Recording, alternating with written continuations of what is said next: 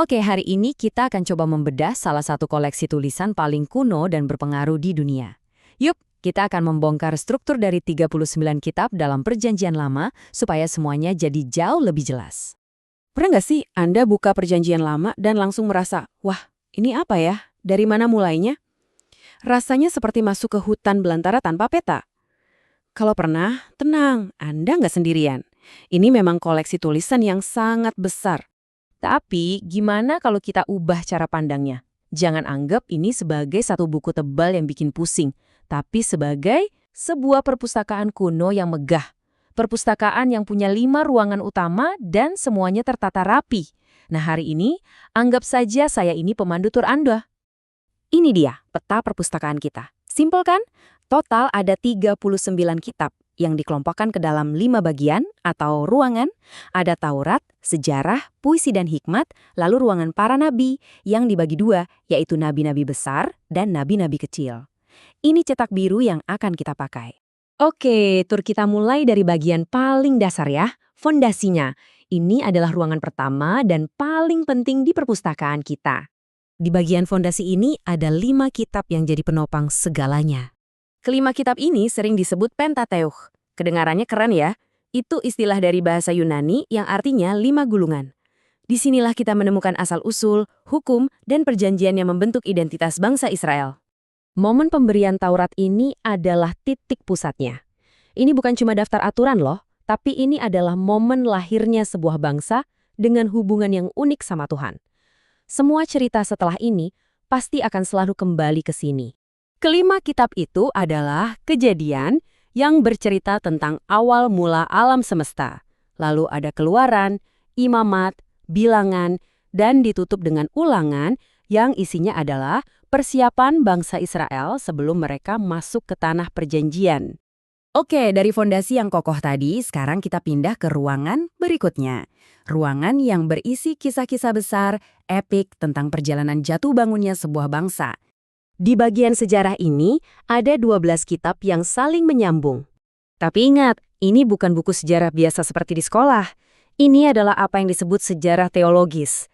Artinya, setiap peristiwa, baik itu kemenangan atau kekalahan, diceritakan dari sudut pandang hubungan mereka dengan Tuhan.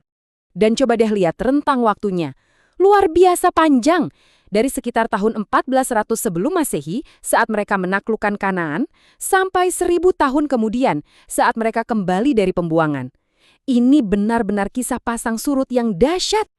Ke-12 kitab inilah yang merekam semuanya, mulai dari Yosua yang memimpin penaklukan, sampai kisah heroik Esther yang menyelamatkan bangsanya di negeri asing. Penuh drama, intrik, dan tentunya campur tangan Tuhan. Nah, sekarang kita masuk ke ruangan yang suasananya sedikit berbeda. Lebih tenang, lebih personal, dan reflektif. Kalau tadi kita lihat cerita dari luar, sekarang kita intip apa yang ada di dalam hati dan pikiran mereka. Di bagian yang lebih intim ini, kita akan menemukan 5 kitab yang isinya penuh perenungan. Isi kitab-kitab di sini beda banget. Ini bukan narasi sejarah, tapi isinya doa, lagu pujian, dan kata-kata bijak untuk kehidupan sehari-hari. Disinilah kita melihat bagaimana iman itu dihayati secara pribadi, dalam penderitaan, sukacita, dan saat mencari makna hidup. Kitab-kitabnya ada Ayub yang bergulat dengan pertanyaan, mengapa orang baik menderita? Lalu ada Mazmur yang seperti buku lagu rohani mereka.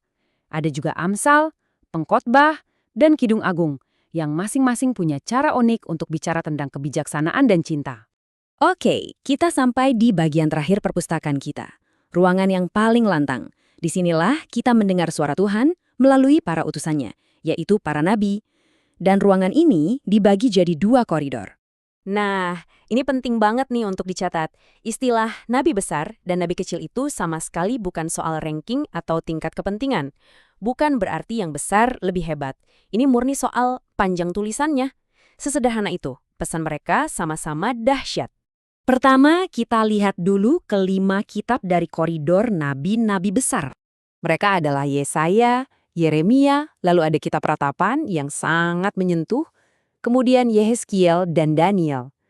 Tulisan mereka cenderung panjang dan cakupannya luas banget, bicara soal penghakiman, tapi juga selalu ada janji dan harapan untuk masa depan. Sekarang kita beralih ke koridor kedua, yang berisi 12 kitab dari nabi-nabi kecil. Meskipun tulisan mereka lebih ringkas, dari Hosea sampai Malayaki, pesan mereka itu tajam banget, seperti anak panah yang langsung ke sasaran. Isinya seruan yang sangat kuat untuk keadilan, kesetiaan, dan pertobatan. Sangat mengena. Jadi itulah dia peta lengkap untuk menavigasi perpustakaan besar Perjanjian Lama.